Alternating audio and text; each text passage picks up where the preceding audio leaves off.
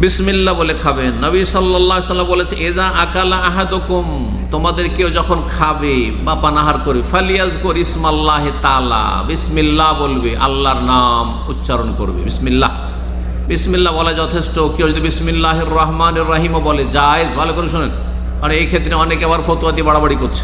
কেউ বলছে বলা যাবে না, কেউ বলছে বলতেই হবে। বলতেই হবেও নাই আর বলা যাবে নাও নাই। যদি কেউ বিসমিল্লাহির রহমানির রহিম বলে তাও জায়েজ খাওয়া দাওয়ার সময়, আর যদি শুধু বিসমিল্লাহ বলে সেটাও যথেষ্ট। কিন্তু কোরআন তেলাওয়াত যখন করবেন তখন শুধু বিসমিল্লাহ না, তখন বিসমিল্লাহির রহমানির রহিম। জি, তো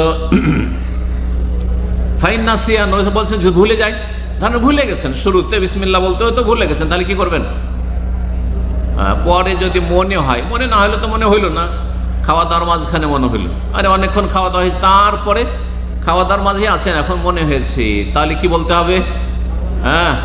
ফালিয়াকুল বলবে বিসমিল্লাহি আউয়ালাহু ওয়া আখিরাহু, আল্লাহর নামে শুরু করছি, শুরুতে হোক আর শেষখানে হোক, কিন্তু আল্লাহর নামে আমি সবসময় শুরু করছি, এই কথাই বলবেন। জি, হাদিস আবু দাউদ তিরমিজিতে রয়েছে।